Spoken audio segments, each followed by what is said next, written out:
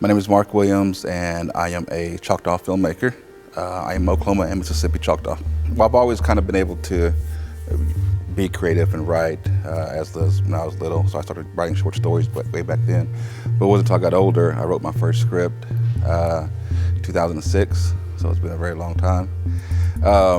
Wrote a short script, sent it off to a screenplay contest, did pretty good. And then around the same time, I made a short film. And this kind of, at the time, really wasn't taking everything too seriously. I was just wanting to just kind of have fun with it. So I had my friends and family, they were involved in it. It was like a $200 budget, so it wasn't a very big deal. I handed it over to some people, and mostly family, get a phone call from Tulsa, Red Fork Film Festival. And they called me and said, "Are you the director of this film?" It's called The Dare. And so I said, "Yeah." And they said, we want to show it in our film festival. Never been to a film festival before, but so I agreed to do it. And again, like a $200 budget film. Didn't know what to expect. I walked there, and they had a bigger budget film before mine. Johnny Depp was in it, Marlon Brando, a movie called The Brave, I believe. Never got distribution, so I don't think but it was a native film. And so crowd was packed. It was a packed audience, and then I started getting a little nervous about it because mine was right after a movie by Johnny Depp. But it was a horror film that we put together, and it got all the reactions I was hoping for. You know, the jump scares, the screams. So I started watching people in the audience, and people was kind of looking away and covering their eyes. And so at that point, seeing that audience reaction is kind of what got me hooked.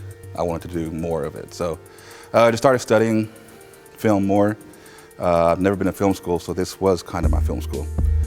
Just making more short films, kind of making mistakes, but still trying to get better.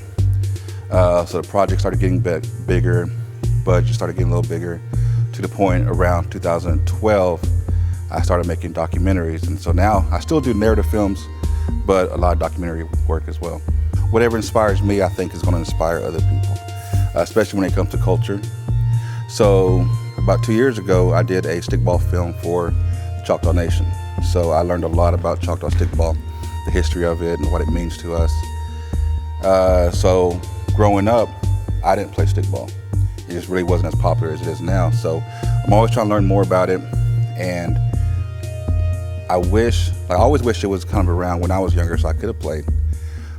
But now that it's popular with the Choctaw communities, seeing the younger kids really get into it kind of inspires me. So with going with the two sisters, every time I'm filming a stickball game or doing a cultural event for Choctaw Nation, they're always there. I always see them participating.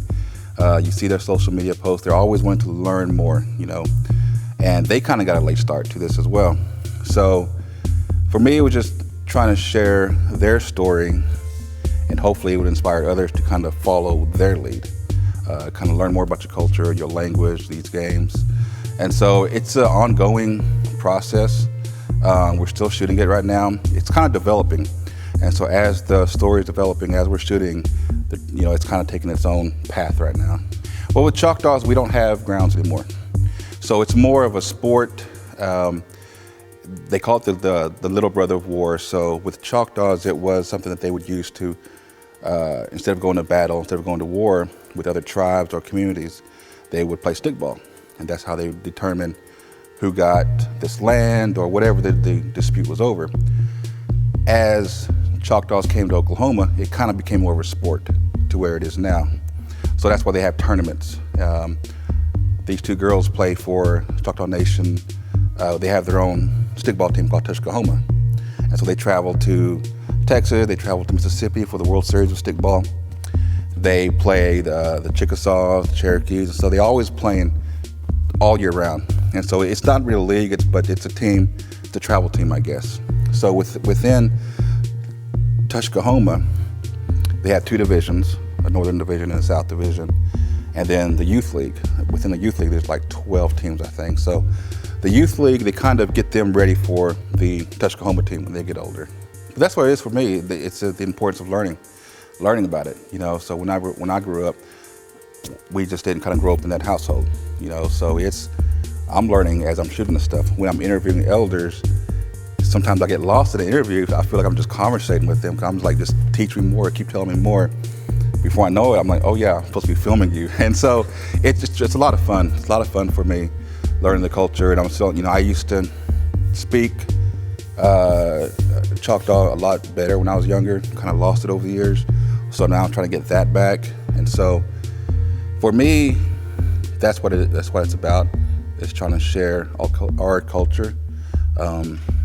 As a storyteller, this is kind of what I do, trying to find the stories that help share that. I think it is important for especially Native filmmakers, to tell our own stories. Sometimes there's certain things that you can talk about, some things you can't talk about, and you got to be sensitive about that. You got to respect that. Whereas if it's a filmmaker coming from the non-Native community, they may not care. They might think, we need to get this shot, it's going to look so great, not knowing you're not supposed to film that, something like that. So with Native filmmakers, they get that. They understand there's a respect involved that you have to follow first. So they can go to markdwilliams.net. It's a website that I'm still working on, so you'll see some reels on there. You actually will see the stickball documentary I did, it's on there as well. Some of the freelance stuff that I've done, it's on there as well. I have a Facebook page under Digital Feather Media. That's my freelance projects, and then also have Native Boy Productions, which is also the films and documentaries that I produce myself.